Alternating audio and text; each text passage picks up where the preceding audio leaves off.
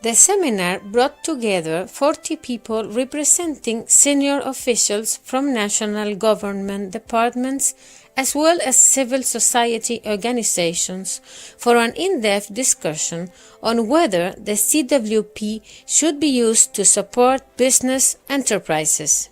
The seminar consisted of presentations from a panel of experts in economic theory and the CWP program.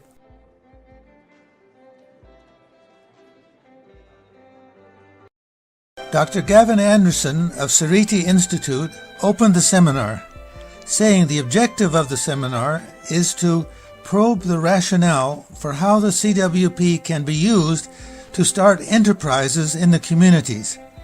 At various times, there have been calls for the CWP to help participants to start enterprises of one sort or another. And in this moment, when job creation is the urgent challenge of our country, these calls come again. By contrast, others argue that, important as this is, there are also risks that arise from using CWP as a form of enterprise development program and of using CWP resources to support the development of entrepreneurs. This is not CWP's core purpose, and other programs exist to play this role.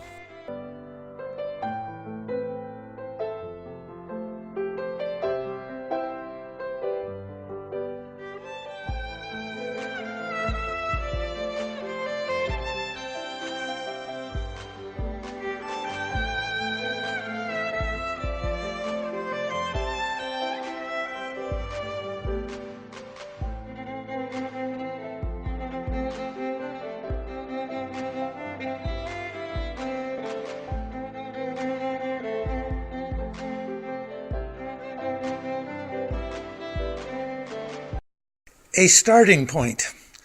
The whole rationale for CWP is based on a different logic. The logic that full employment in the private sector in South Africa is not ever likely. That in fact, all over the world, employment in markets is shrinking. Other ways of integrating people into society in productive ways are necessary. There is a social value to labor, not just a market value. There are already many programs targeting those trying to enter markets. It is in fact the dominant logic. Public employment is a valid part of the mix in a mixed economy. The reason why CWP exists is because markets are currently unable to create employment at the scale required. The main strategies do not involve CWP creating market-based jobs. Where CWP gets involved in trading, it has an unfair competitive advantage. It may destroy existing local enterprise. Poor local economies are fragile. CWP can crowd out real entrepreneurs. And the potential for corruption. Suppose there are 1,000 participants on a site. Which ones get to be supported with public funds to start an enterprise?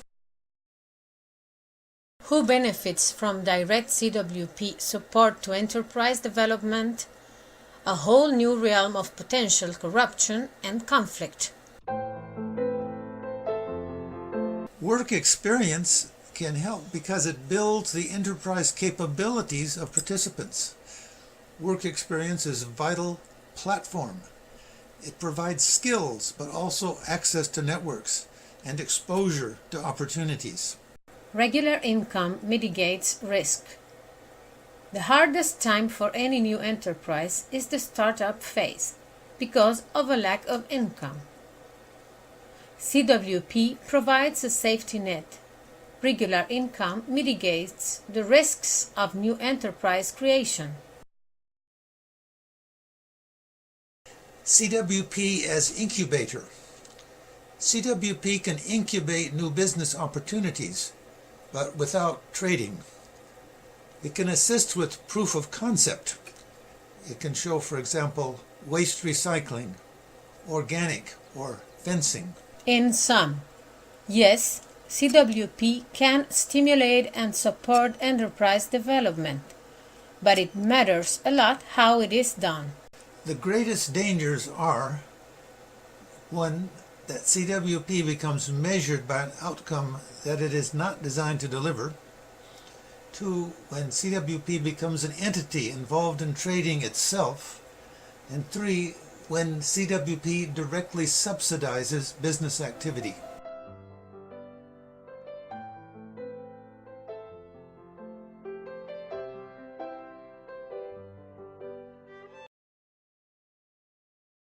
CWP breaks the sales barrier to job creation. Now people have a right to work for a living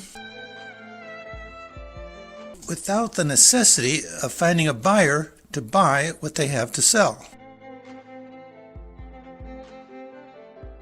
If you think all the poor people are going to sell their way out of poverty by selling the products of small businesses, forget it. For a simple reason, there are not enough buyers.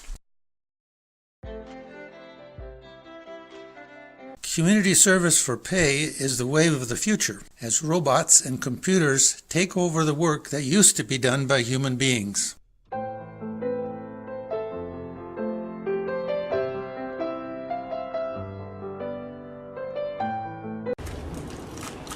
We're at a point where we're trying to decide what sort of economic strategies will South Africa employ.